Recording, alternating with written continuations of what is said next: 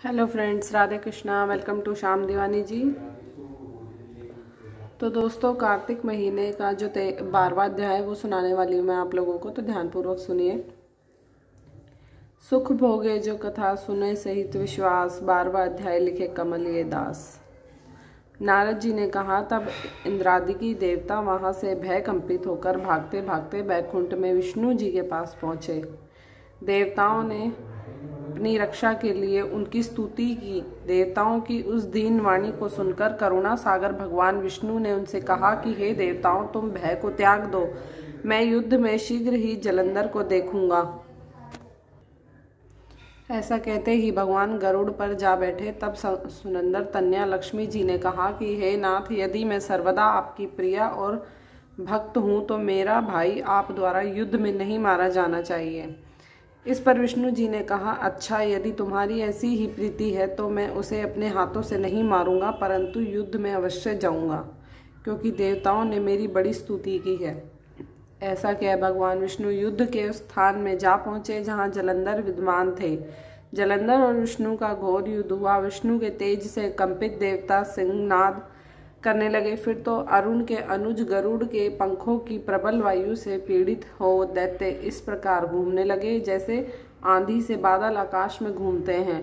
तब अपने वीर दैत्यों को पीड़ित होके देखकर जलंधर ने कुद्र हो विष्णु जी को उद्धत वचन कहकर उन पर कठोर आक्रमण कर दिया। तो दोस्तों, ये था 12वां अध्याय और 13वां अध्याय भी मैं इसी में सुनाने वाली हूँ, तो सुनिए ध्यान से। कार्तिक कथा को सुनो सभी सहज मन लाए, 13वां अध्याय लिखूं श्री प्रभु शरण में आए। दोनों ओर से गदाओं, बाणों और शूलों आदि का भीषण प्रहार हुआ। दैत्यों की तीक्ष्ण प्रहारों से व्याकुल देवता इधर उधर भागने लगे। तब देवताओं को इस प्रकार भयभीत हुआ देख गरुड़ पर चढ़े भगवान युद्ध में आगे बढ़े और उन्होंने अपना सारंग नामक धनुष उठाकर बड़े जोर का टंकार किया। त्रिलोकी शब्दित हो गए। पल मात्र में भगवान ने हजारों दैत्यों के सिरों को काट गिराया। फिर तो विष्णु और जलंधर का महासंग्राम हुआ।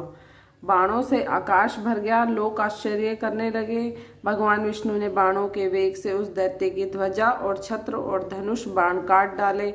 इससे व्यथित हो उसने अपनी गदा उठाकर गरुड़ के मस्तक पर दे मारी। साथ ही क्रोध से उस दैत्य ने विष्णु जी की छाती में भी एक तीक्ष्ण बाण मारा।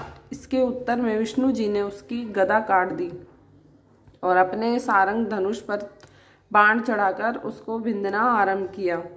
इस पर जलंधर इन पर अपने पैने बाण बरसाने लगा। उसने विष्णु जी को कई पैने बाण मारकर वैष्णव धनुष को काट दिया। धनुष कट जाने पर भगवान ने गदा ग्रहण कर ली और शीघ्र ही जलंधर को खींचकर मारी, परंतु उस अग्निवत अमोघ गदा की मार से भी वो दैत्य कुछ भी चलायमान न हुआ। उसने एक अग्निमुख त्रिशूल उठाकर विष्णु पर छोड़ दिया। विष्णु जी ने शिव के चरणों का स्मरण कर नंदन नामक त्रिशूल से उसके त्रिशूल को छेद दिया। जलंधर ने झपटकर विष्णु जी की छाती पर एक जोर का मुष्टिक मारा। उसके उत्तर में भगवान विष्णु ने भी उसकी छाती पर अपनी एक मुष्टि का प्रहार किया। फिर दोनों घुटने टेक बाहुओं और मुष्टिकों से बाहु युद्ध करने लगे। कितनी ही देर तक भगवान उसके साथ युद्ध करते रहे। तब सर्वश्रेष्ठ मायावी भगवान उस दैत्य राज से मेघवाणी में बोले, रे रण दुर्मद दैत्य श्रेष्ठ, तू धन्य है जो इस महायुद्ध में इन बड़े बड़े आयुधों से भी भयभीत ना हुआ। तेरे इस युद्ध से मैं प्रसन्न हूँ, तू जो चाहे वर मांग। मायावी विष्णु की ऐसी वाणी सुनकर जलंधर ने कहा कि हे भावुक, यदि आप मुझ पर प्रसन्न हैं तो यह वर दीजिए कि आप मेरी बहन तथा अपने सारे कुटुंबियों सहित मेरे घर पर निवास करें। नारद जी बोले, उसके ऐसे वचन सुनकर विष्णु जी को खेद तो हुआ, किंतु उसी क्षण देवेश ने तथास्तु कह दिया। अब विष्णु जी सब देवताओं के साथ जलंधरपुर में जाकर निवास करने लगे। जलंधर अपनी बहन लक्ष्मी और देवताओं सहित विष्णु को वहां पाकर बड़ा प्रसन्न हुआ। फिर तो देवताओं के पास जो भी रत्नादि थे सबको ले जलंधर पृथ्वी पर आया। निशुंभ को पाताल में स्थापित कर दिया और देव, दानव, यक्ष, गंधर्व, सिद्ध, सर्प, राक्षस, मनुष्य आदि सबको अपना वंशवती बनाकर त्रिभुवन पर शासन करने लगा। उसने धर्मानुसार सुपुत्रों के समान प्रजा का पालन किया। उसके धर्म राज्य में सुखी सभी सुखी थे।